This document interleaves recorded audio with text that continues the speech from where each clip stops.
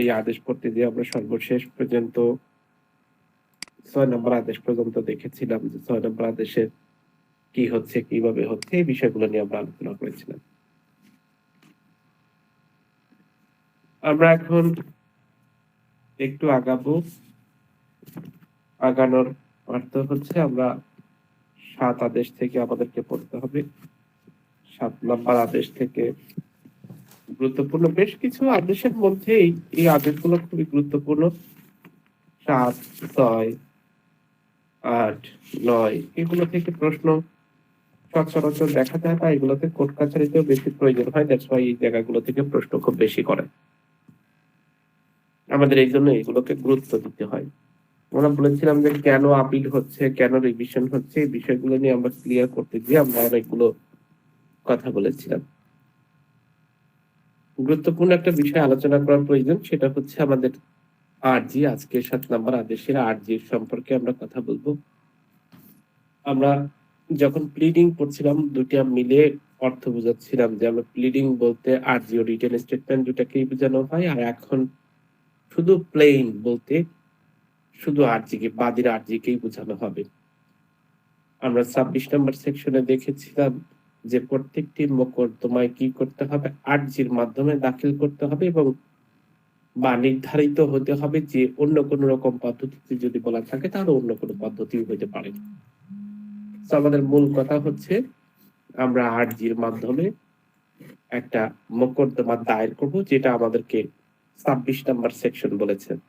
এই আরজিতে কি কি থাকবে, এই আরজিতে কি কি থাকা দরকার সেই বিষয় নিয়ে এই সেকশনটাতে যে কাজটা, এই আদেশটাতে যে কাজটা হয় সেটা হলো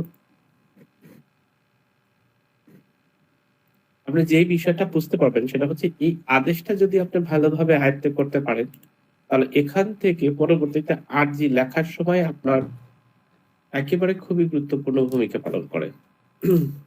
সেই গুরুত্বপূর্ণ ভূমিকার মধ্যে ৭ নম্বর আদেশের ১ নম্বর বিধিতে দেখবেন যে যেই সকল বিষয়গুলো আরজিতে উল্লেখ করতে হবে একেবারে সুন্দরভাবে দেওয়া আছে।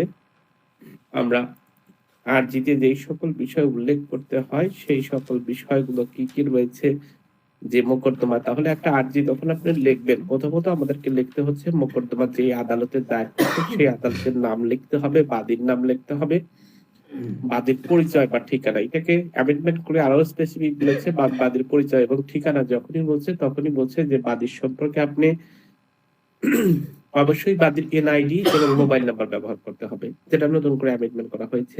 বিবাদীর নাম, পরিচয়, ঠিকানা এটাকে আরেকটু অ্যামেন্ডমেন্ট করেছে, সেখানে বিবাদীর নাম, ঠিকানা, পরিচয়ের সাথে সাথে আপনাকে মোবাইল নাম্বার বা এনআইডি ব্যবহার করতে হবে। আর আর বাকি সবগুলোই ঠিক আছে, যেমন বাদীর বিবাদী যদি নাবালক হয় তার সম্পর্কে বিবৃতি দিতে হবে। তাহলে একটা মামলা যখন আপনি দায়ের করছেন বা একটা মামলা যখন আপনি লিখতে বসছেন আপনাকে কি কি লাগছে, প্রথমত আপনার আর্জির নাম্বার। যখন আপনাকে রিটার্ন প্রশ্ন, রিটার্ন অ্যান্সার করতে যাচ্ছেন অথবা রিটার্ন পরীক্ষা দিতে যাচ্ছেন আপনাকে এই বিষয়টাকে একেবারে খুবই বেশি মনে রাখতে হচ্ছে, কারণ এই জায়গা থেকে আপনাকে প্রশ্ন করবেই। আর যে কোনো ধরনের আর্জি লিখতে হলে এতটুকু জ্ঞান আপনাকে প্রয়োজন হবে। তাহলে আপনাকে প্রথমত কোর্টের নাম লিখতে হবে। একটা আর্জি যখন লিখবেন কোর্টের নাম লিখলেন, তারপরে মামলার কি ধরনের মামলা সেইটা লিখলেন, শিরোনামের পর কি ধরনের মামলা সেটা লিখলেন, অর্থাৎ যদি সত্য ঘোষণার মোকদ্দমা হয়, টাইটেল মোকদ্দমা হয় অথবা অন্য কোনো ধরনের মোকদ্দমা যদি হয় সেই ধরনের মোকদ্দমার নাম আপনি লিখলেন। দ্বিতীয়ত হচ্ছে বাদী এবং বিবাদীর নাম লিখতে হয়, ডিটেলস লিখতে হয়। বাদী এবং বিবাদী যদি নাবালক হয় সে সম্পর্কে লিখতে হয়। তারপরে এখানে যদিও নাই কিন্তু একটা আর্জি লিখতে হলে বাদীর পক্ষে যদি আপনি যখন লিখবেন, প্রথমত দুইটা জিনিস আমাদেরকে মনে রাখতে হয়। একটা আর্জি যখন আপনি স্যাম্পল দেখবেন, একটা আর্জি লেখা খুবই সহজ। আমার কাছে মনে হয় আমি এই জিনিসটা ধরতে আমার ২ বছর লেগেছে। আমি বুঝতে পারতাম না যে আসলে কোত্থেকে শুরু করব, কিভাবে শুরু করব। একটা আর্জি লিখতে গেলে অনেক সমস্যা হইতো যে আমি কোথা থেকে শুরু করব, কিভাবে শুরু করব। তার পরবর্তীতে আমি বিষয়টাকে ধরে ফেললাম। যখন সুপ্রিম কোর্টের অ্যাডভোকেট হলাম তখন দেখলাম যে ওখানে একটা নির্দিষ্ট সিকোয়েন্স মেইনটেইন করলেই ঠিক আছে আরজিটা একেবারে সঠিকভাবে তৈরি করতে পারবেন। এইটা একটু যদি টেকনিক খাটানো যায় আমার মনে হয় অধিকাংশই একটা আরজি লিখতে ১ ঘন্টার বেশি লাগবে না। যত বড় আরজি কেন না হয় আপনি যে কোনো ধরনের আরজি লিখতে পারবেন। তাহলে আমি যদি একটু সংক্ষেপে বলি যে আসলে আমি কি টেকনিকটা ফলো করি বা কি টেকনিকটা ফলো করা উচিত, সেটা হচ্ছে প্রথমত আপনি একটা মামলাতে এই যে ৭ নাম্বার আদেশের যে কথাগুলো রয়েছে সেগুলো তো আপনি জানবেনই। যে একটা আদালতের নাম লিখবেন, মোকদ্দমাটা কোন কোর্টে মোকদ্দমাটার ধরন কি সেইটা আপনি লিখলেন যে মোকদ্দমাটা এই ধরনের। অর্থাৎ মোকদ্দমাটা কি ধরনের সেটা আপনি লিখলেন। নাম্বার ৩ হচ্ছে বাদী বিবাদীর নাম লিখলেন। ৪ নাম্বার হচ্ছে যদি যে কথাটা আমরা বলার চেষ্টা করছি যদি নাবালক থাকে তাহলে নাবালকের সম্পর্কে আপনার ডিটেইলস লিখলেন।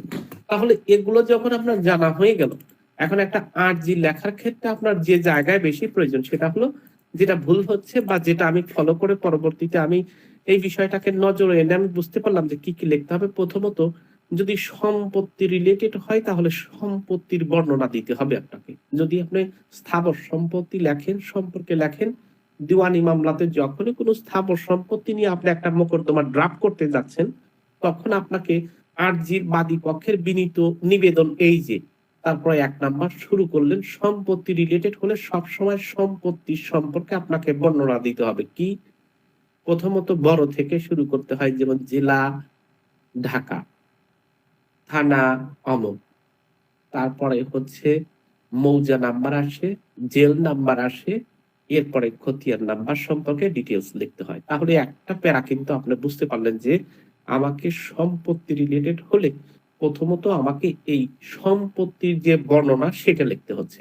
আর যখনই হায়ার কোর্ট রিলেটেড কোনো কাজ হবে, যেমন রিট হইতে পারে, রিভিশন হইতে পারে বা অন্য কিছু যখনই হবে তখনই আবার প্রথমত আপনার বাদীর সম্পর্কে বর্ণনা দিতে হবে। ধরেন আপনি একটা অর্থঋণ মোকদ্দমা দায়ের করতে গেছেন। আপনি এই যে কথাগুলো আপনাকে বললাম যে সাথে আরজির সাথে যেটা আছে আপনি যেই সমস্ত টার্ম এন্ড কন্ডিশন গুলো ওরা লিখেছে, যেমন মোকদ্দমার আদালতের নাম, তারপরে বাদী বা বিবাদীর নাম, এই ডিটেইলস বর্ণনা করা, বাদী বা বিবাদী যদি নাবালক হয় এবং যেই তারিখে কজ অফ অ্যাকশন রেজ হয়েছে সেটা, এরপরে হচ্ছে যেই সমস্ত প্রতিকার আপনি চান সেগুলো, এবং বাদী যেই সমস্ত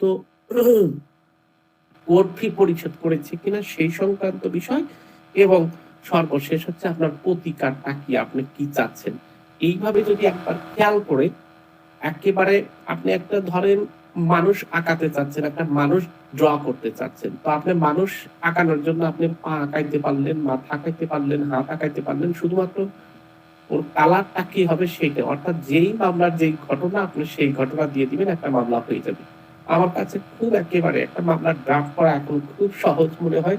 আপনাদেরকে যদি আমি প্র্যাকটিক্যালি কখনো দেখাইতে পারি যে একটা মামলা কিভাবে ড্রাফট করবেন, ইংলিশে ড্রাফট করবেন, কিভাবে বাংলায় ড্রাফট করবেন, আমার কাছে মনে হয় যে 80% আপনি বুঝতে পারবেন। আর বাকিগুলো হচ্ছে আপনার ওই বাকি যে 20% এই 20% আপনাকে নিতে হবে হচ্ছে যিনি মামলা করতে চাচ্ছে ওই ঘটনার উপরে ভিত্তি করে আপনাকে বাকি 20% দেখতে হবে। ইংলিশ আপনাকে খুব বেশি জেনে হাইকোর্টে করতে হবে এরকম না, নির্ধারিত ফরম্যাট আছে সেই ফরম্যাট, এবং এই যে ২ টা প্যারা যে আছে সেই প্যারাটাও কিভাবে লিখতে হবে সে বিষয়ে আমি যদি কখনো সুযোগ পাই তাহলে আমি আপনাদেরকে দেখায় দেব। কিন্তু সংক্ষিপ্ত আকারে যে কথাটা বলছি আপনাকে কয়েকটা জিনিস মনে রাখতে হবে। প্রথমত বাদী বা বিবাদীর পরিচয় দিতে হবে।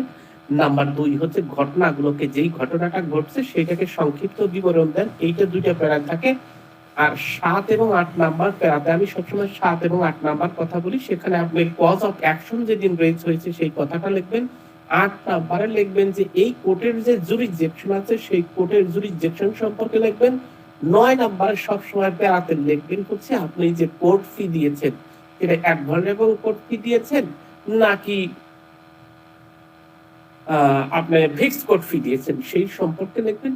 আর ৯-১০ নাম্বারে এসে আপনার ক্লিয়ার পোরশনটা লিখবেন যে বাদীর প্রার্থনা এই যে নাম্বার ১ কি আপনি দখল চাচ্ছেন বা এইটা চাচ্ছেন সেটা চাচ্ছেন, যে কয়েকটা প্রতিকার আছে সেই প্রতিকার লিখবেন।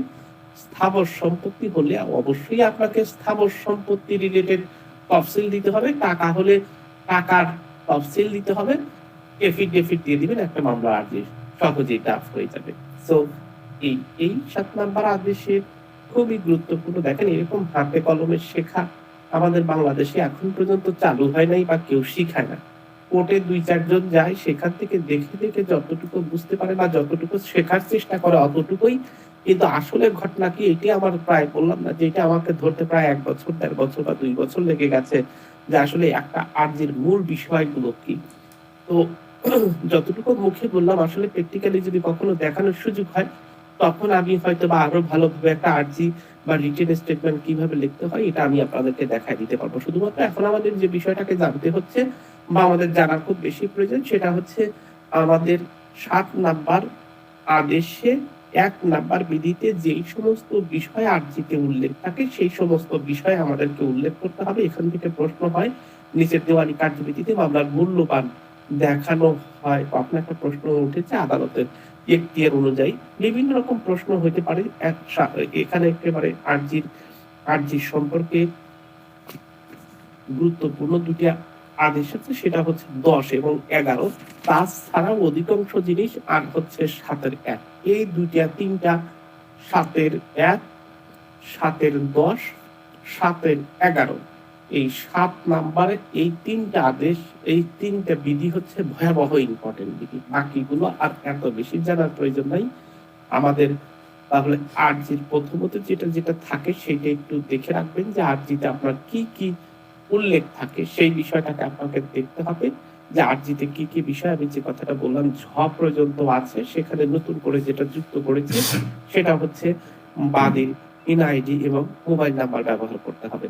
সো আমাদের এই বিষয়গুলো যেমন মোকদ্দমার কোর্টের নাম, বাদী বিবাদী নাবালক হলে তাদের সম্পর্কে বিবরণ, একটা মামলার কজ অফ অ্যাকশন রেজ কখন হয়েছে, কজ অফ অ্যাকশন খুব ইম্পর্টেন্ট ব্যাপার, মানে মোকদ্দমাটা কারণ আপনি যে মোকদ্দমাটা করতে গেছেন কবে থেকে সেটার সম্পর্কে জানেন, সেটাকে বলা হয় cause of action. Cause of অ্যাকশনের উপরে ভিত্তি করেই কিন্তু লিমিটেশনটা শুরু হয়। কিন্তু দ্যাটস ওয়াই একটা মামলার কজ অফ অ্যাকশন খুবই গুরুত্বপূর্ণ।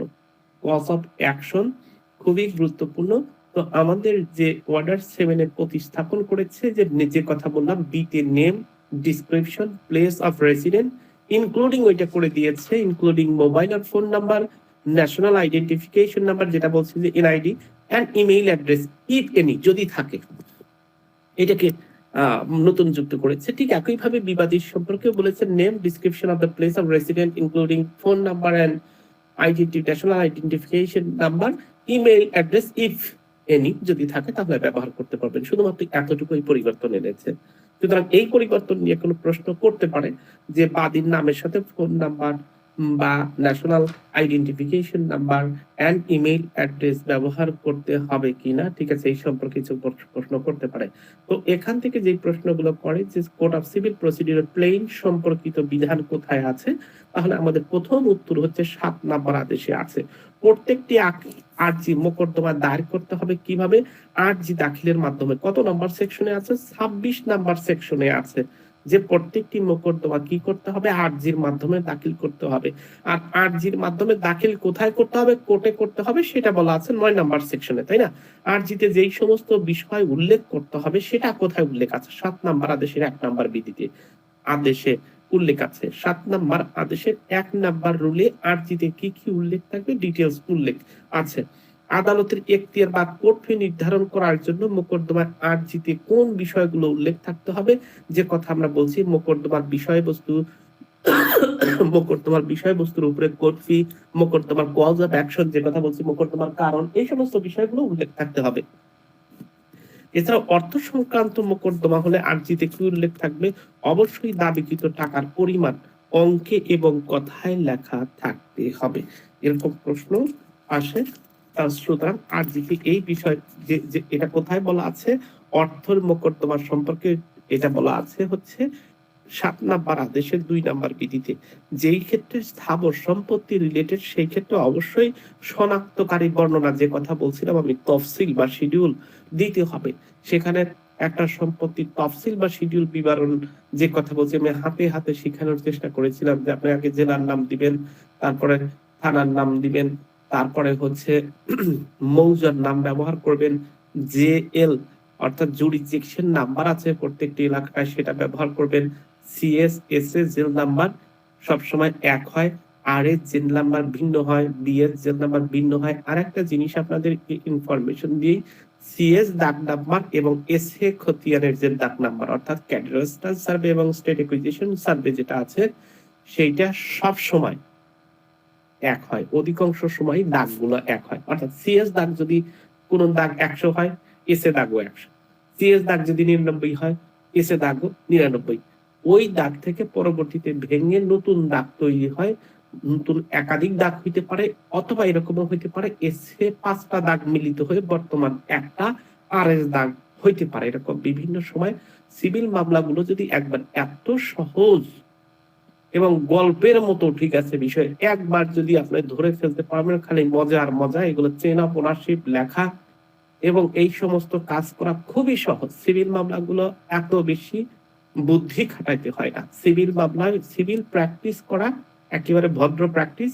এখানে এত বেশি বুদ্ধি খাটাইতে হয় না, তবে আইন জানতে হয় কোথায় কি আছে, স্পেশালি যেখানে যা আছে সেটাই আপনাকে করতে হয়। যে সিভিল মামলা পরিচালনা করতে হলে আপনাকে একেবারে এক্সাক্ট, আপনাকে ই সম্পর্কে, হিন্দু পার্সোনাল ল সম্পর্কে এবং আপনার ই পার্সোনাল ল সম্পর্কে একেবারে ডিটেলস জানতে হবে, মুসলিম পার্সোনাল ল সম্পর্কে ডিটেলস জানতে হবে, স্টেট অ্যাকুইজিশন টেন্ডেন্সি অ্যাক্ট জানতে হয়, ট্রান্সফার প্রপার্টি অ্যাক্ট জানতে হয়, রেজিস্ট্রেশন অ্যাক্ট জানতে হয়। এই সমস্ত বিষয় যদি যেটা আছে স্পষ্টভাবে সেটা লাগবেন। কিন্তু ক্রিমিনাল প্র্যাকটিস, যদিও আমাদের যুবক ভাইয়েরা অধিকাংশই ক্রিমিনাল প্র্যাকটিস করে, কিন্তু ক্রিমিনাল প্র্যাকটিস করা খুব জটিল এবং ক্রিমিনাল প্র্যাকটিস অত্যন্ত ভয়াবহ বিষয় এবং খুব তীক্ষ্ণ বুদ্ধি থাকতে হয়, একেবারে ইনস্ট্যান্ট বুদ্ধি থাকার মতো। কিন্তু আমাদের তো মূল ব্যবসা হচ্ছে জামিন করানো। আসছে, চুরি করছে, জামিন করাইছি, শেষ। 420 406 মামলা হয়েছে, জামিন করাইছি, শেষ। কিন্তু এটা ট্রায়াল সিস্টেম খুবই ডিফিকাল্ট। আপনাকে ইনস্ট্যান্ট বিভিন্ন রকম জ্ঞান থাকতে হয়। আপনি দেখেন, এই সিভিল প্রসিডিউরে কোন রকম আপনার অতিরিক্ত জ্ঞানের প্রয়োজন নাই। আপনার কত নাম্বার দাগ আছিল, আপনাকে প্রশ্ন করবেন, উত্তর দিবে। জেরা করার সময় যে আপনার বাড়ির পূর্বে কে ছিল, পশ্চিমে কে ছিল, উত্তরে কে ছিল, দক্ষিণে কে ছিল, আপনার বাবার নাম কি, আপনার বাবা কিভাবে সম্পত্তি প্রাপ্ত হলো, আপনার দাদা কিভাবে সম্পত্তি পাইলো, কত নাম্বার দলিল মূলে সম্পত্তি প্রাপ্ত হয়েছেন, এইভাবে হয়েছে, এটা একেবারে ডকুমেন্টারি একটা গল্প। কিন্তু আপনার ক্রিমিনাল প্র্যাকটিস যখন করতে যাচ্ছেন, একটা মার্ডার কেস যখন হচ্ছে, আপনি যখন একজন ডক্টরকে, একটা মানে স্পেসিফিক একটা ডাক্তারকে আপনি যখন প্রশ্ন করছেন, তার কাছ থেকে ইনফরমেশন জানার চেষ্টা করছেন, আপনার লিভার কত ইঞ্চি পর্যন্ত, একটা মানুষের লিভার কত ইঞ্চি পর্যন্ত হইতে পারে, সেটার বুকের বা এই এই এই আমাদের বডির কোন সাইডে কতটুকু পর্যন্ত জুড়ে থাকতে পারে, সেই সম্পর্কে আপনাকে নলেজ। কারণ ওখানে যদি ছুরির আঘাত হয়, সেই ছুরিটার দৈর্ঘ্য কতটুক, মানুষের দেহের প্রস্থ কতটুক, ওই ছুরিটার আঘাত কতটুকু লাগলে একটা মানুষ মারা যায়, অর্থাৎ মেডিকেলের সমস্ত জ্ঞান আপনার থাকতে হচ্ছে। আপনাকে একটা, এই যে এখন কথা হচ্ছে যে এক ধরনের 1.62 রিভাল একটা গুলির কথা বলা হচ্ছে বারবার। এই গুলিটার ধরন কি, কিভাবে হয়? একটা মানুষকে খুন করেছে, এখন এই গুলিটা কোত্থেকে হয়, মেড ইন কোন দেশ এই গুলিটা, এবং কোন অস্ত্রে ব্যবহার করা হয়, সেটা কত গতি থাকে, অর্থাৎ কত কিলোমিটার ফাঁকে থাকে। পুলিশ বারবার বলছে যে আমরা সাক্ষী পেয়েছি সেখানে 1 কিলোমিটার বা 2 কিলোমিটার ফাঁকে থেকে এখানে গুলি বর্ষণ করা হয়েছে।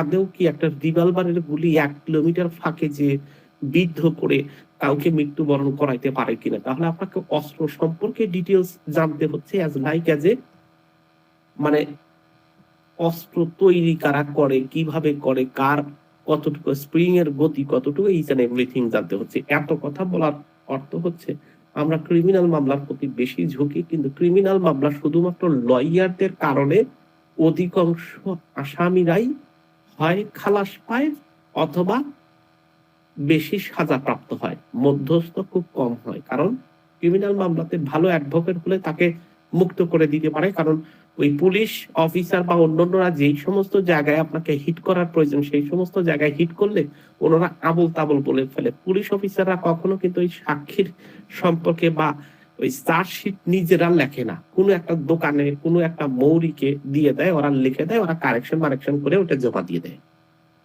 বাংলাদেশের প্রেক্ষাপট বলছি, মানে 80% এই ঘটনাটা ঘটে, 80% এই ঘটনাটা ঘটে। বাকিগুলো ঠিক আছে, অন্যভাবে হয়, যারা পড়ালেখা ভালো করে সেটা ভিন্ন জিনিস।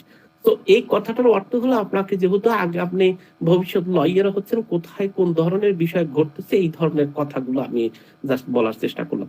তো আপনাকে অর্থ রিলেটেড মোকদ্দমা হলে অবশ্যই অর্থ রিলেটেড ব্যাপারগুলো আপনাকে অঙ্কে এবং পরিমাণ, অর্থাৎ কথা এবং অঙ্ক যথাযথ নির্দিষ্ট ভাবে উল্লেখ করতে হবে। এর মধ্যে যদি আপনার অবশ্যই এই যে আমরা যে কথা বলছি যে মিন্স প্রফিট, অন্তর্বর্তীকালীন মুনাফা বা অমীমাংসিত মুনাফা যদি থাকে তার পরিমাণ কতটুকু সেটা উল্লেখ করতে হবে। আর সম্পত্তি রিলেটেড যেটা বলছে 7-3 বলা আছে যে সম্পত্তি রিলেটেড যদি কোনো কিছু আসে অবশ্যই ওই সম্পত্তি শনাক্ত, অর্থাৎ কিভাবে শনাক্ত করবেন যেটাকে আমরা ইংলিশে বলি বাটেড এন্ড বাউন্ডারি নির্ধারণ করে দিতে হবে, ওই সম্পত্তি সম্পর্কে বর্ণনা দিতে হবে। নাম্বার 7 খুবই গুরুত্বপূর্ণ, আমাদের এখান থেকে প্রশ্ন হয় না তবে খুবই গুরুত্বপূর্ণ। আপনি যে প্রতিকারটা চাচ্ছেন সেই প্রতিকারটা স্পষ্টভাবে বর্ণনা করতে হবে, অর্থাৎ বাদীর প্রতিকারটা অবশ্যই সুনির্দিষ্ট ভাবে উল্লেখ করতে হবে। যেই প্রশ্নটা আমাদের আসে আরজি ফেরত, অর্থাৎ 7 নম্বর আদেশের 10 নম্বর বিধি থেকে সবচেয়ে বেশি প্রশ্ন আসে, অর্থাৎ আরজি ফেরত হলো এখতিয়ারবিহীন আদালতে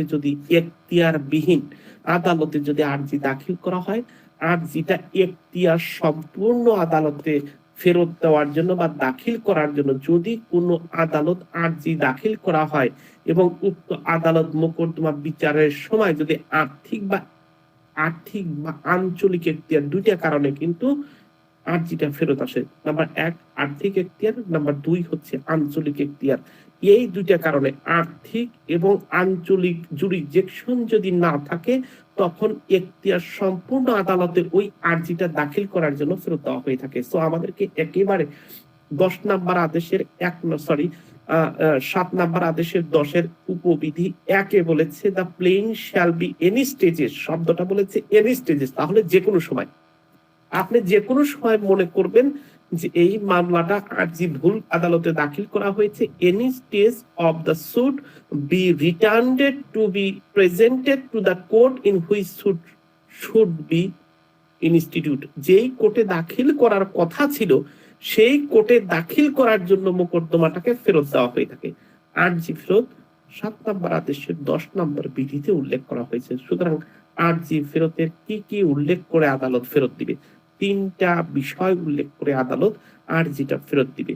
নাম্বার 1 আরজি দাখিলের এবং ফেরতের তারিখ। তাহলে আপনাকে যদি স্পষ্টভাবে এই প্রশ্নটা রিটার্নের পিলিতে দুই ভাবেই আসতে পারে। প্রশ্ন, আপনি যখন 10 নাম্বার বিধি পড়তে যাবেন আপনাকে ইনফরমেশন মাত্র 1-এ 2টা লাইন, 2-এ 2টা লাইন দেওয়া আছে, কিন্তু আপনাকে তো লিখতে হবে 5 মার্কের একটা প্রশ্ন যে আরজি ফেরত সম্পর্কে কি বোঝেন, আরজি ফেরত কি কি কারণে হয়, আরজি ফেরতের পদ্ধতিটা কি, এরকম একটা 5 লাইনে 5টা বিষয়। কিন্তু আপনাকে ওই 7 নাম্বার আদেশের 10 নাম্বার বিধির বাইরে কোনো কথা বলতে দেওয়া হবে না। তাহলে 7 নাম্বার আদেশের 10 নাম্বার বিধিতে আমি এত কথা কিভাবে লিখবো? অরিজিনালি আইন যদি দেখি তাহলে মাত্র 2টা লাইনের মধ্যে 4টা লাইনের মধ্যে কিন্তু শেষ করে দিয়েছে, আপনারা অধিকাংশই দেখবেন। তাহলে আপনি আরজি ফেরতের সংজ্ঞাটা লিখতে পারবেন কি? আরজি ফেরত হচ্ছে এখতিয়ারবিহীন আদালতে যদি মোকদ্দমা দায়ের করা হয়, ওই আদালতটা এখতিয়ারবিহীন আদালতটা আরজিটা এখতিয়ার সম্পূর্ণ আদালতে যদি মোকদ্দমা দায়ের করার জন্য ফেরত দেওয়া হয়। কয়টা কারণে ফেরত দিবে? মাত্র 2টা কারণে। কারণ হচ্ছে আর্থিক এখতিয়ার বা আঞ্চলিক এখতিয়ার যদি না থাকে ওই আরজিটাকে ফেরত দেওয়ার বিধানকেই প্লেইন রিটার্ন বা আরজি ফেরত বলা হয়। আমাকে আরজি ফেরতের সময়সীমা কখন, তখন একটা কলাম দিয়ে আপনি বলতেই পারেন আরজি ফেরতের সময়সীমা কখন। আপনি বললেন আরজি ফেরতের বলা হচ্ছে মোকদ্দমায় 10 নাম্বার বিধির 1 নাম্বার উপধারায় যে আদালতে মোকদ্দমা দায়ের করা উচিত ছিল সেই আদালতের যেই সময় এইটা নজরে আসবে, the plaint shall at any stages of the suit be return to presented the court which suit shall be institute. যেই কোর্টে মোকদ্দমা দায়ের করা উচিত সেই কোর্টের দাখিল করার জন্য যে কোনো সময় ফেরত দেবে। তাহলে আপনি কিন্তু এই 2টা জিনিস পেলেন। নাম্বার হচ্ছে ফেরত দেওয়ার পদ্ধতিটা কি, যেটা 2-এ বলা হচ্ছে। ফেরত দেওয়ার পদ্ধতি প্রথম হলো আরজি যেদিন ফেরত দেওয়া হবে সেটার তারিখ উল্লেখ থাকবে, আরজি দাখিলকারী পক্ষের নাম উল্লেখ থাকবে এবং আরজি ফেরতের কারণ সম্পর্কে সংক্ষিপ্ত বিবরণী উল্লেখ করে ফেরত দেওয়া হবে। তাহলে এই 3টা পদ্ধতি অনুসরণ করে কিন্তু আরজিটা ফেরত দেওয়া হবে। নাম্বার 1 আরজি ফেরতের তারিখ, আরজি ফেরত দেওয়ার সময় আরজিতে পক্ষগণের নাম এবং আরজি ফেরতের কারণ সম্পর্কে সংক্ষিপ্ত বিবরণী উল্লেখ করে উনি একটা আদেশ দিবেন। এইভাবে একটা আর্জিটা ফেরত দেওয়া হবে। এখন আর্জি ফেরত দিল। এখন এই প্রশ্নটা দেখেন কত সহজে আমি ১ মিনিটে বা ২ মিনিটের মধ্যে ১০ নাম্বার ৭ নাম্বার আদেশের ১০ নাম্বার বিধি আমি শেষ করতে ফেলতাম। কিন্তু আমি কতগুলো কথা বলছি যাতে আপনার জীবনে কখনো এইটা নিয়ে আর কোনো প্রশ্ন না থাকে। এখন এই যে আর্জিটা ফেরত দিলেন, আপনি মনে করছেন যে না আমি সঠিক আদালতেই মোকদ্দমা দায়ের করেছি, কিন্তু আদালতেরই ভুল। আদালত বলছে যে আপনি সঠিক আদালতে দায়ের করেন নাই। না আমি সঠিক আদালতে দায়ের করেছি। যদি এরকম হয় যে আপনি বলছেন যে সঠিক আদালতে দায়ের করেছেন, কিন্তু কোর্ট বলছে যে না আপনি সঠিক আদালতে দায়ের করেন নাই, এই কথা বলে উনি আর্জিটা ফেরত দিয়ে দিল, তাহলে আপনার করণীয় কি? যদি আদালতটা আর্জি ফেরতের আদেশের বিরুদ্ধে আপনার প্রতিকারটা আর্জিটা এখতিয়ার সম্পূর্ণ আদালতে আপনাকে ফেরত দিয়েছে, আপনি প্রতিকার হিসেবে নতুন একটা আদালতে দায়ের করতে পারেন। অথবা আপনি যদি মনে করেন যে না আসলেই আমি সঠিক ছিলাম, তাহলে এই এই যে আর্জি ফেরতের যে আদেশ, এই আদেশটা একটা আপিলযোগ্য আদেশ। অর্থাৎ সেকশন ১০৪ এর সেকশন দিওয়ানি কার্যবিধি সেকশন ১০৪ এবং ৪৩ নাম্বার বিধিতে যে ২৫টা আদেশ আছে আপিলযোগ্য আদেশ, সেই আদেশের মধ্যে একটা আদেশ হচ্ছে এই আর্জি ফেরতের আদেশ, যেটার বিরুদ্ধে আপনি আপিল করতে পারবেন। সুতরাং আপনি যদি মনে করেন যে আপনি সঠিক আদালতে মোকদ্দমা দায়ের করেছেন, কিন্তু আপনাকে কোর্ট ভুল করে এই ধরনের আদেশ দিয়েছে, তাহলে আপনি আর্জি ফেরতের আদেশের বিরুদ্ধে আপনি কি করতে পারেন? আপিল করতে পারবেন অ্যাকর্ডিং টু সেকশন 104 অ্যান্ড আদেশ ৪৩, অর্ডার ৪৩ অনুযায়ী আপনি কিন্তু আপিল করতে পারেন। তাহলে এই যে আর্জি ফেরত নিয়ে যতগুলো কথা, এই কথাগুলো নিয়ে তো আর কোনো প্রশ্ন হওয়ার কথা না। আর কি কোনো প্রশ্ন আছে আর্জি ফেরত নিয়ে?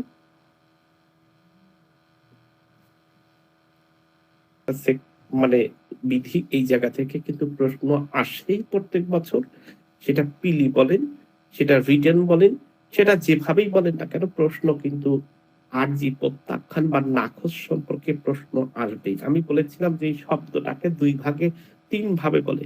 একটা হলো rejection of the plain, number ২ হচ্ছে আর্জি নাকচ, আর একটা হচ্ছে আর্জি প্রত্যাখ্যান। ৩টা শব্দ একই সাথে বলে। সবচেয়ে গুরুত্বপূর্ণ যে কথাটা এখানে, আচ্ছা বাবা কি না স্যার, পারবো না স্যার। পারে না, কিন্তু সেইটা আপনি করতে পারবেন। কিন্তু mother is not a natural guardian. Sir ওই ক্ষেত্রে স্যার কিছু শর্ত আছে স্যার। একটা শর্ত নাই বাবার ক্ষেত্রে, একটা শর্ত নাই। স্যার ওই ক্ষেত্রে স্যার আমি যতটুকু এমনি স্যার আমি শেয়ার করতেছি আর কি স্যার, ভরণ পোষণ বা শিক্ষা চিকিৎসা খরচ বা সম্পত্তি নষ্ট হয়ে গেছে, নষ্ট হয়ে যাচ্ছে, এরকম 4টি বিষয় স্যার মানে নিয়মের মধ্যে যদি থাকে তাহলে স্যার বিক্রি করতে পারবে। এটা আদালত থেকে অনুমতি নিতে হবে, এরকম কিছু স্যার। এইটা মা বিক্রি করতে পারে, অবশ্যই কোর্টের কাছ থেকে একটা গার্ডিয়ানশিপ মোকদ্দমা করতে হয়। একই সাথে ওই গার্ডিয়ানশিপ মোকদ্দমাতে একটা পারমিশনও নিতে হয়, বিক্রি করার পারমিশন মায়ের ক্ষেত্রে। আর বাবার ক্ষেত্রে কারোর কাছে কোনো রকম পূর্ব অনুমতি প্রয়োজন হয় না।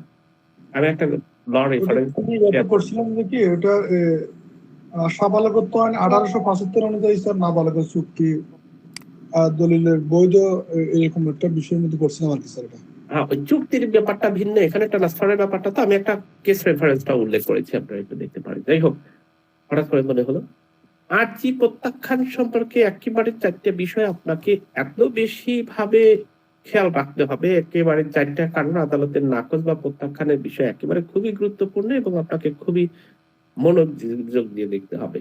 এই 4টা কারণে যে কোনো একটা কারণ সবসময় দিয়ে দেয়। নাম্বার 1 হচ্ছে মোকদ্দমার কজ অফ অ্যাকশন অবশ্যই থাকতে হবে। নাম্বার 2 হচ্ছে আর্জিতে দাবিকৃত প্রতিকারের মূল্য কম উল্লেখ থাকলে, আর্জিতে অপর্যাপ্ত স্ট্যাম্প পেপার লিখলে, আর একটা হচ্ছে মোকদ্দমা আইন দ্বারা বাড়িত হলো। এই 4টা কারণ আপনাকে বারবার মনে রাখতে হবে এবং এই 4টা কারণের মধ্যে থেকেই একটা কারণ আসবে। তাহলে আমি যে কথাটা বলার চেষ্টা করেছিলাম, এখান থেকে সবচেয়ে বেশি প্রশ্নটা করে 2টা প্রশ্নের কথা আমি বারবার উল্লেখ করছি আপনাদেরকে। নাম্বার 1, যে আপনি দুইটি আদেশ দেখবেন, একটা আদেশ, একটা সেকশন, একটা হচ্ছে 144 নম্বর সেকশন, আর একটা হচ্ছে এই 7 নম্বর আদেশের 11 নম্বর বিধি। এই দুইটা দেখতে আদেশের মতো, এই দুইটা দেখতে আদেশের মতো, কিন্তু এই দুইটা কিন্তু ডিগ্রি।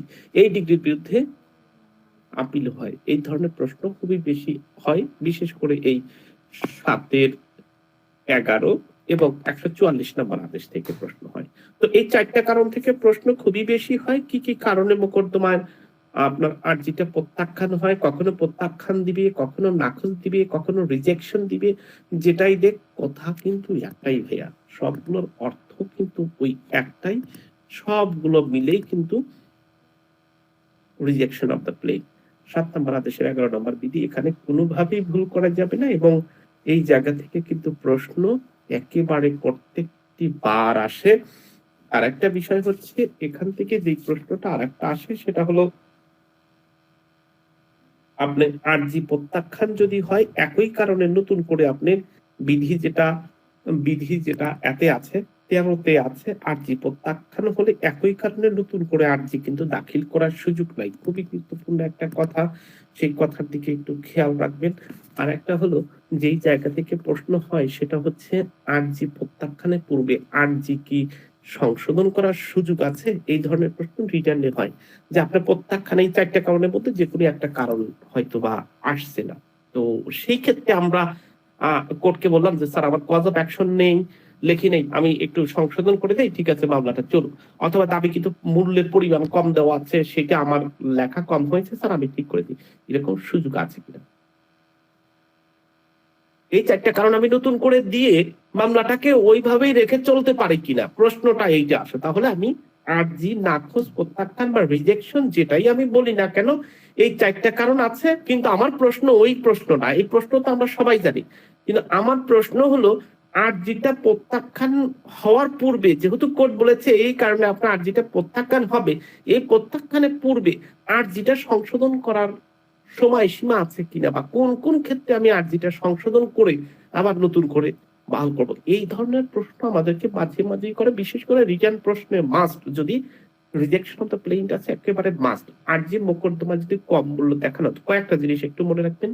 আরজিতে 4টা কারণের মধ্যে একটা কারণ হচ্ছে, আরজিতে মোকদ্দমায় কম মূল্য দেখান বা অপর্যাপ্ত পরিমাণ যদি স্ট্যাম্প পেপার দিয়ে আরজি লেখেন, সাথে আপনার বিবাদীকে যদি সমনের কপি না দিলে আদালত মোকদ্দমা প্রত্যাখ্যানের আদেশ না দিয়ে ওই ত্রুটিটা সংশোধন করার জন্য সুযোগ দিতে পারে। সেই সময়সীমা হচ্ছে 21 দিন। আবারও বলছি যে আপনাকে আদেশ যেটা দিয়েছে সেই আদেশ অনুযায়ী আপনি প্রতিপালন যদি না করেন, অর্থাৎ আপনাকে যেটা সেটা প্রত্যাখ্যান হবে। এখন আপনার 7 নাম্বার আদেশের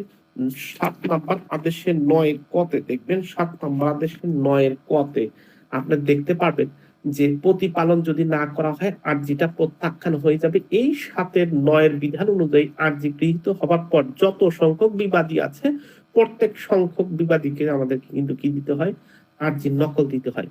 আর আরেকটা জায়গায় পাবেন 4 নাম্বার আদেশে 1 নাম্বার বিধিতে যত সংখ্যক বিবাদী আছে সবাইকে আমাদেরকে কিন্তু কি করতে হয়, সমন দাখিলের সময় আরজি দিতে হয়।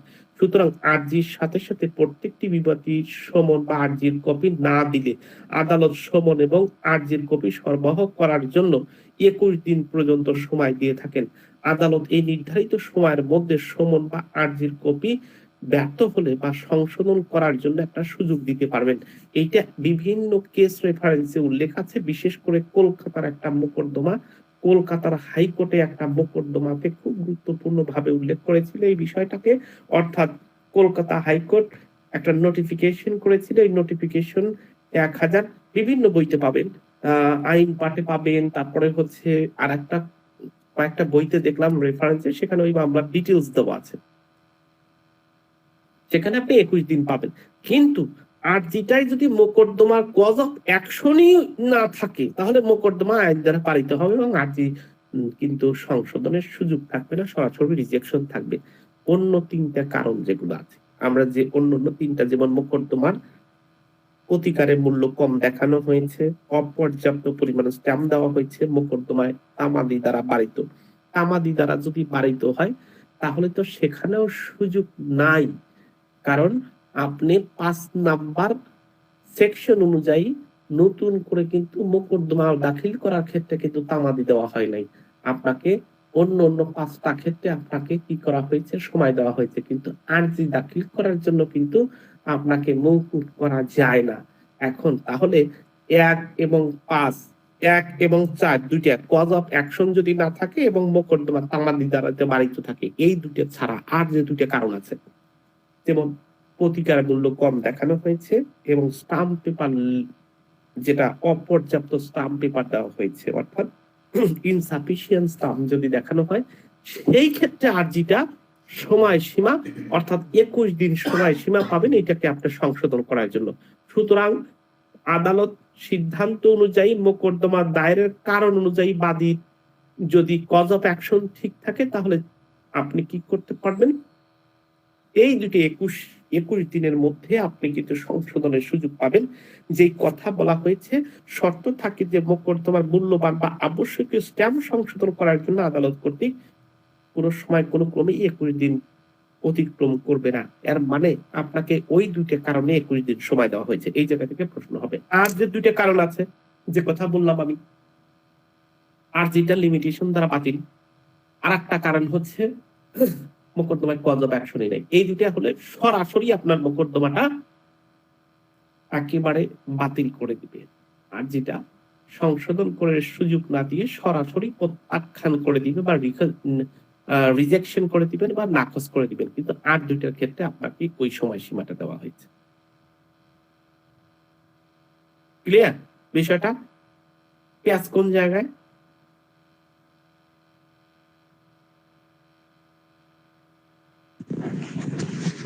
তবে স্যার ১১ ১ এবং ৪ এর কারণে বাতিল, ২ এবং ৩ এর একেবারে কারণে সোজা বাতিল।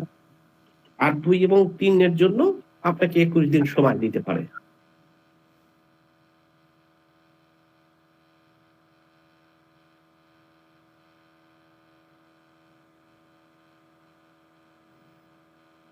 তামাদি মোকদ্দমা দায়ের করার তো সুযোগ নাই। তামাদি থাকলে তো সাথে সাথে রিজেকশন করে দিবে। সেখানে আর কি করবেন? তামাদি বারিত করার তো সুযোগ নাই। আছে? নতুন মামলা এই মামলা দাখিল করার ক্ষেত্রে কি তামাদি আছে? না স্যার, না। নাই। আমাদের নাই স্যার। কার্যধারায় কিছু আছে সেগুলোর মধ্যে পড়ে না। ওই যে যেদিন কোর্ট ১২ নাম্বার সেকশন মনে আছে কি? এগুলো কি মনে আছে নাকি ভুলে গেছেন ভাইয়ারা আপনারা? তামাদি আইন সম্পর্কে নাকি গোলামলা শেষ? না স্যার, মনে আছে। স্যার, জি, আচ্ছা। আমাদের এই জায়গায় প্রতিকারগুলো খুব বেশি আসে যদি আপনার এই যে এই দুটো জিনিস আপনাকে খুবই বেশি মনে রাখতে হবে। অলরেডি আমরা একটু বলে ফেলেছি যে আরজি যদি রিজেকশন হয় তাহলে আরজি রিজেকশনের এটা একটা ডিগ্রি, কিন্তু ডিগ্রির বিরুদ্ধে আপনি আপিল করতে পারবেন। আর যদি বিবাদী আরজি প্রত্যাখ্যানের জন্য দরখাস্ত দিয়েছে এবং সেটা যদি নামঞ্জুর হয়, এই নামঞ্জুরের আদেশের এগেইনস্টে বাদী কখনো আপিল করতে পারে না। সেই জায়গায় কোনো আপিলের বিধান নাই। যেহেতু কোনো আপিলের বিধান নাই, সেই ক্ষেত্রে আপনি কি করতে পারবেন? রিভিশন করতে পারবেন। তাহলে কিন্তু এখানে ২ ধরনের কাজ রয়েছে। আশা করি বুঝতে পেরেছেন। কি কি কাজ? বাদীর কাজ আর বিবাদীর কাজ। স্যার আরেকটু ক্লিয়ার করেন। বাদী যদি, যেহেতু প্লেন রিজেকশন এটা একটা আপিল যোগ্য ডিগ্রি, দ্যাটস ওয়াই এই ডিগ্রির বিরুদ্ধে সবসময় আপিল হয়। কিন্তু আমি বিবাদী হিসেবে কোর্টের কাছে দরখাস্ত দিছি যে মোকদ্দমাটা চলতে পারে না, কারণ মোকদ্দমাটা ওই যে যেই ৪টা কারণ আছে সেই ৪টা কারণের যে কোনো একটা কারণ দ্বারা বাড়িত, অর্থাৎ কজ অফ অ্যাকশন নাই, মোকদ্দমায় এইটা নাই সেটা নাই, কিন্তু আমি দরখাস্ত দেওয়ার ফলেও কোর্ট এই আর্জিটাকে রিজেকশন করেন নাই, কোর্ট মানেন নাই। তাহলে আমার প্রতিকার কি? আমি বিবাদী হিসেবে কি করব? বিবাদী হিসেবে কাজ আমার রিভিশন করা এই আদেশের এগেইনস্টে।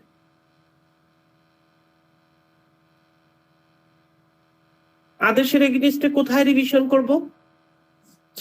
সিনিয়র সহকারী জজ একটা আদেশ দিয়েছেন, আমি প্লেন রিজেকশনের একটা পিটিশন দিয়েছিলাম, কিন্তু সিনিয়র সিভিল জাজ উনি আমার পিটিশনটাকে রিজেকশন করে দিয়েছে, আমি কোথায় যাব? আমি বললাম যে আমি রিভিশন করব, সেই রিভিশনটা কোন আদালতে করব, কোন সেকশন অনুযায়ী করব revision? 115 sir. Sir sir 115? Sir revision 115 অনুযায়ী করব। আরে ভাই, আমি তো 115 শুনতে তো আমি বেকায়দায় পড়ে গেলাম। 115 তো অসংখ্য কথা লেখা আছে, 15 কোথায়? 15 স্যার এটা যেহেতু একটা ডিগ্রি স্যার, আপিল যোগ্য ডিগ্রি, তাহলে আমরা হাইকোর্টে করব স্যার। ইয়েস, একে বলা আছে। বুঝতে পেরেছেন আমি কেন এই প্রশ্নটা করেছি? জি স্যার, পারছি।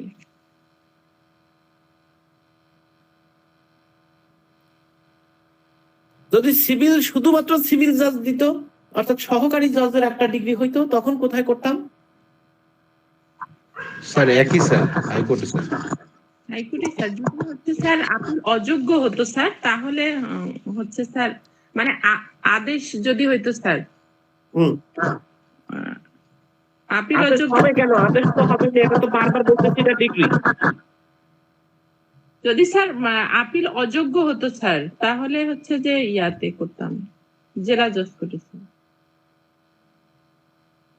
সহকারী জজের বিরুদ্ধে যদি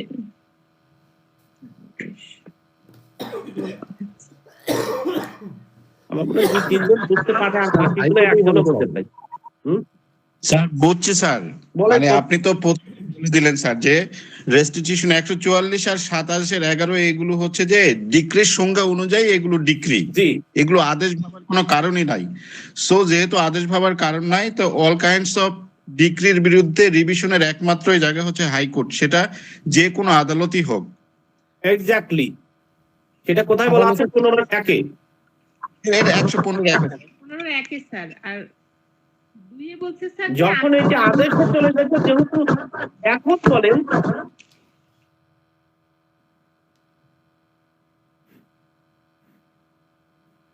যদিও ঠিক আছে, এটা স্যার আমি বলতে অসন্তুষ্ট হয় না। যে কথাটা আমি বলার চেষ্টা করছিলাম, 7 নাম্বার আদেশের 10 নাম্বার বিধি অনুযায়ী, হ্যাঁ, যদি ফেরত দিয়ে দেয়, বিবাদীর তো অসন্তুষ্ট হওয়ার কথা না, তাই না? সন্তুষ্টই হওয়ার কথা।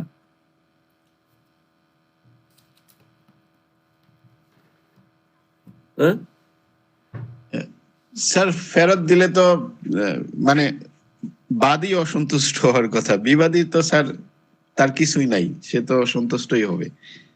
কেন অসন্তুষ্ট কেন হবে না? মোকদ্দমা এতদিন চালানোর পরে আমি এতদিন ঘুরে ফিরে ঘুরতেছি, হঠাৎ করে আপনি বললেন আমি মামলা জিতে যাব, এই জন্যই আপনি মামলাটা ফেরত দিচ্ছেন। আমি অসন্তুষ্ট কেন হবে না? ও সেই জায়গা তো স্যার, তাহলে মামলার মেরিট অনুযায়ী তার দিকে যদি যায়, সে তো অবশ্যই অসন্তুষ্ট হবে ওই জায়গায়, তাই না?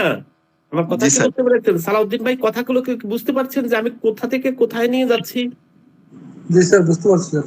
এখন বলেন, এখন কোথায় যাব? রিভিশন আমি কোথায় যাব? আমি অসন্তুষ্ট, আরজি ফেরত দিয়েছে, আমি বিবাদী হিসেবে অসন্তুষ্ট। কারণ হচ্ছে 2 বছর মামলা চালানোর পরে হঠাৎ করে জজ সাহেব, আগে আপনার চোখে দেখলেন না জজ সাহেব, হঠাৎ করে 2 বছর বা 2.5 বছর, কারণ এনি স্টেজে আপনি ফেরত দিতে পারেন।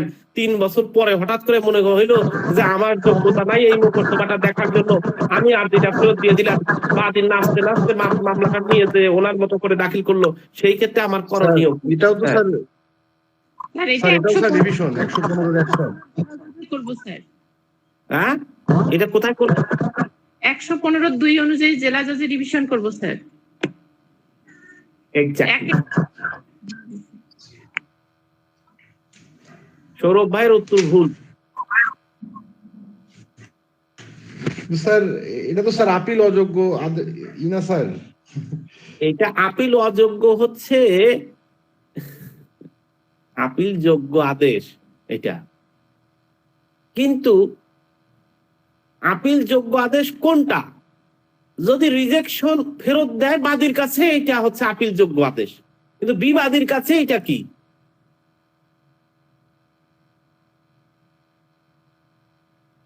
আচ্ছা আচ্ছা স্যার, আমার কথা কি বুঝতে পেরেছেন? স্যার এখন বুঝছি স্যার, বিবাদীর কাছে তো মানে আপিল যোগ্য আদেশ না স্যার। ওর কাছে তো এই 25টার মধ্যে এই কথা নাই। তো যেহেতু এই আদেশ ওই 25টার মধ্যে নাই, আমাদের 115(2) বলছে যদি কোনো আদেশে আপনি সংক্ষুব্ধ হন এবং সেখানে যদি আপিলের বিধান না থাকে, তাহলে আপনি সরাসরি জেলা জজে রিভিশন করতে পারবেন। Message clear? জি স্যার। নাকি এখনো ক্লিয়ার না?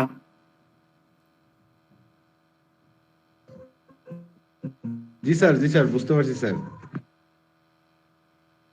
আপনি ওই 25টার বাইরে কথা বলতে পারবেন না, বানায়া কথা বলার সুযোগ নাই। 25টা এক্সাক্ট উল্লেখ করেছে।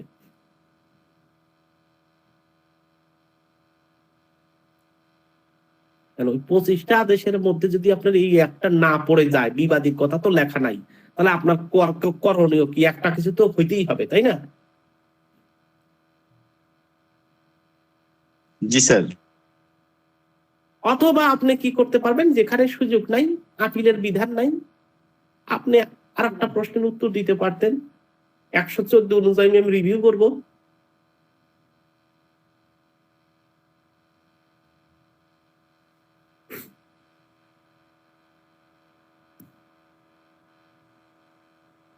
আমার মনে হয় যে অনেকেই বোঝে নাই, না বুঝাতে কি সক্ষম হয়েছি? স্যার মানে এর থেকে আর কিভাবে বুঝাবেন স্যার? মানে তার বিরুদ্ধে তো প্রতিকার দুটো অপশনই আছে। একটা হচ্ছে যে রিভিউ তো স্যার আছেই, তার সঙ্গে হচ্ছে যে রিভিশন থাকলো। আর রিভিশন যেহেতু এটা ওই যে 25টা আদেশের মধ্যে নাই, 43 নাম্বার অর্ডার অনুযায়ী, সেহেতু সেটা মানে 115(2) অনুযায়ী রিভিশন আমরা জেলা আদালতেই করব, জেলা জজের নিকটে। পড়াইতে যে সমস্যা কি জানেন, পড়াইতে যে এমন সমস্যা যে আমি আগাবো আমার কাছে তো ঠেকে যায়। এই কথাগুলো তো যদি আপনি যতক্ষণ পর্যন্ত না ধরতে পারতেছেন, ততক্ষণ পর্যন্ত তো আমি এই শুধুমাত্র মানে এমনি বলে গেলাম, এই বলে যায় তো আপনার মনে থাকতেছে না। আপনাকে তো ঘটনাটা বুঝতে হবে। বুঝতে পারলে তো আমার পরিশ্রম সফল। আর সারা জীবনও তো আমাকে এই আপিল রিভিশন পড়াইতে হবে না। কিন্তু আমি তো বুঝতেছি যে মাত্র 3-4 জন বুঝতে পেরেছেন, আর বাকি একজনও বুঝতে পারেননি। শিল্পী আবার বুঝতে পেরেছেন?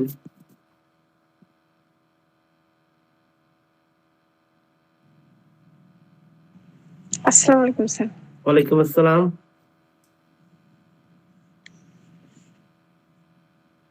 আপনি কি বুঝতে পেরেছেন আমি কি বলছি? এতক্ষণ আমরা কি নিয়ে আলোচনা করলাম?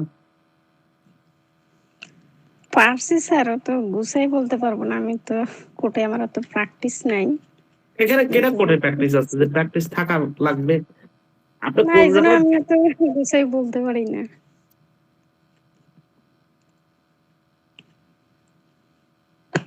রসনারা আপা? জি স্যার, আসসালামু আলাইকুম স্যার। ওয়ালাইকুম আসসালাম। বুঝতে পেরেছেন আপা কি বলতে তো চাচ্ছি? কেন এই জায়গায় আপনি বলছেন যে বিবাদী যদি সংক্ষুব্ধ হয় তখন কি হবে?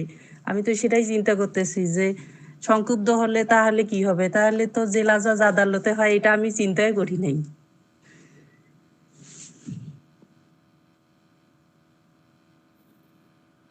স্যার আজকে বুঝতে পারলাম স্যার।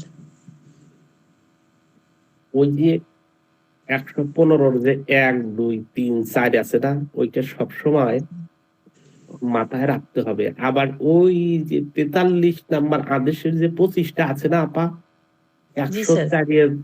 104 নাম্বার সেকশন এবং 43 নাম্বার বিধিতে ওই যে 25টা আছে, ওইটা সবসময় মাথায় রাখতে হবে। আবার ওই আপিলের ক্ষেত্রে ডিগ্রির বিরুদ্ধে আপিল হয় 96 নাম্বার সেকশনে। সেই ডিগ্রি গুলো কি, কোনটাকে কোন আইনে কোনটাকে ডিগ্রি বলছে আর কোনটাকে আদেশ বলছে, সেটাকে আমাকে আগে আইডেন্টিফাই করতে হবে। তারপরে তো আমাকে জ্বর হয়েছে নাকি পাতলা পায়খানা হয়েছে, সেইটাকে আইডেন্টিফাই করার পরে তো আপনি ওষুধ দিবেন, তাই না? সবগুলোই যদি না পায় এবং প্যারাসিটামল দিয়ে দেন, তাহলে তো বেকায়দা হয়ে যাবে, তাই না? তাই নাকি? তাই যদি হয় তাহলে আমাকে তো ডিগ্রি এবং আদেশ আগে চিনতে হবে। আমি প্রথমত এই পড়ানোর শুরুতেই কিন্তু আমি বলছি যে 2টা জিনিস, এই জায়গায় পড়াতে যে 2টা জিনিস বললাম, যে 144 নাম্বার সেকশন এবং 7 নাম্বার আদেশের 11 নাম্বার বিধি, এই দুইটা দেখতে আদেশের মতো হলেও এটা ডিগ্রি।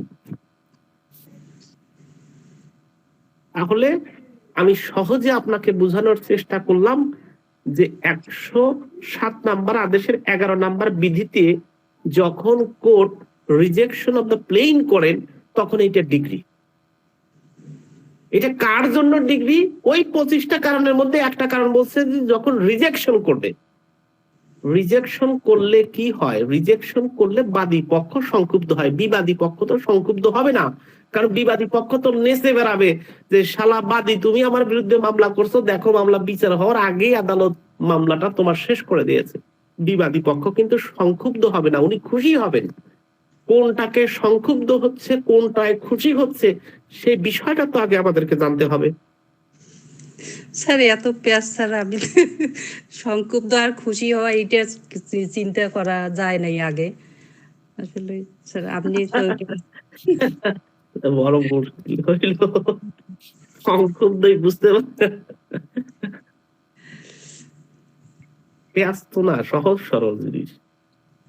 রিফাত আক্তার সোহাগী আমার খুব প্রিয় স্টুডেন্ট আগে ছিল, মাঝে মাঝে এখন খালি গ্যাপ দেয় আর মাঝে মাঝে আসে, মাঝে মাঝে আসে না, দেখাই যায় না, মাঝে মাঝে আবার দেখতেও পাই। আপনি ভালো আছেন আপনি আপা?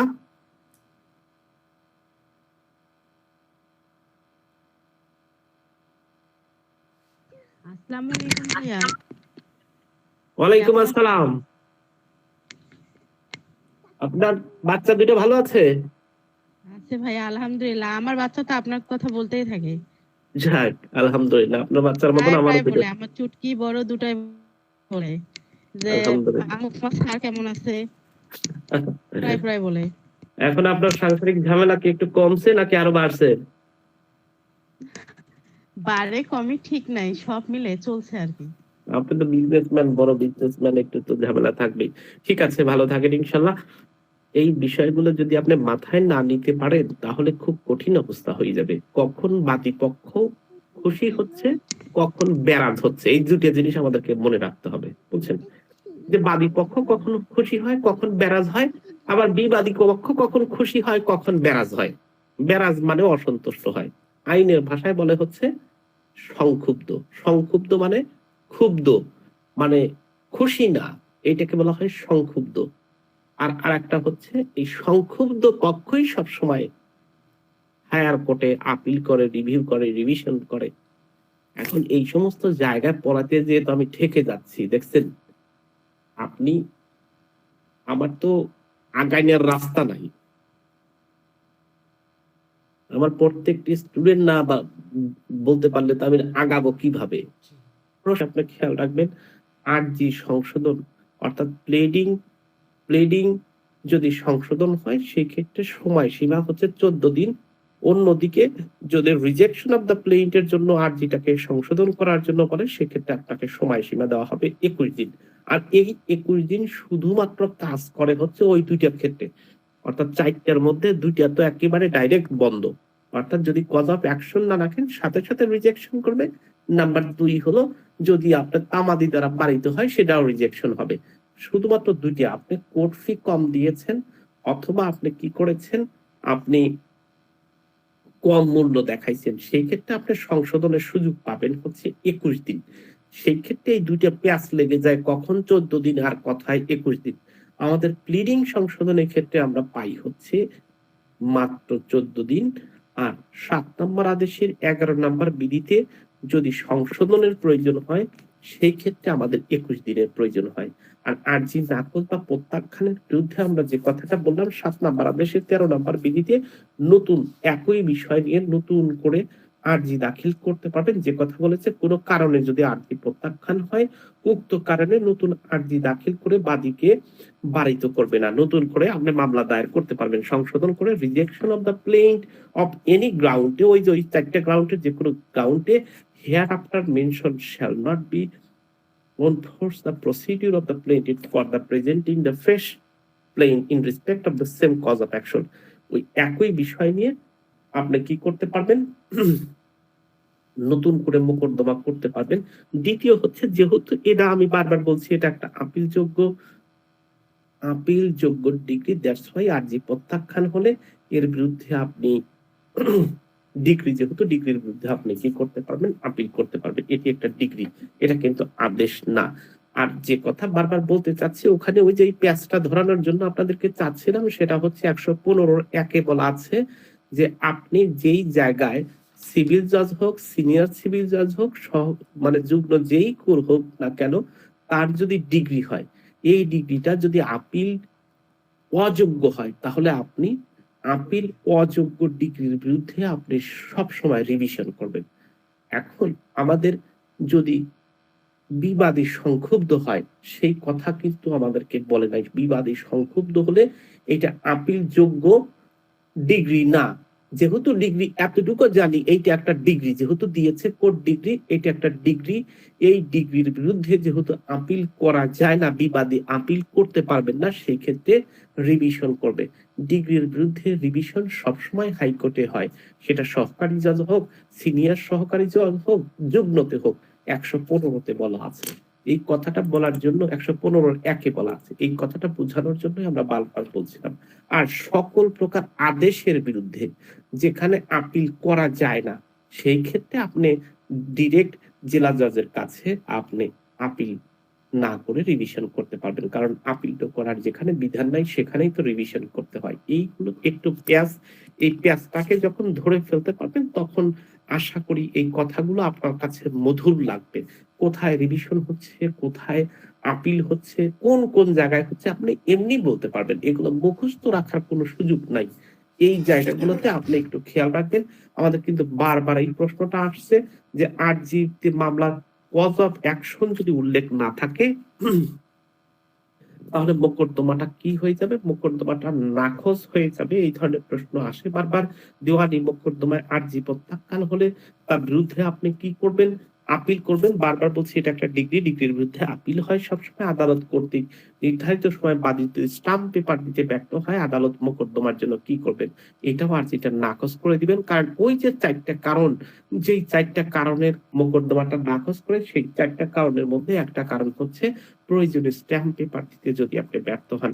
একটি মোকদ্দমায় মূল্যমান সংশোধনের জন্য সর্বোচ্চ কতদিন সময় দেওয়া হয়? 21 দিন পর্যন্ত সময় দেওয়া হয়।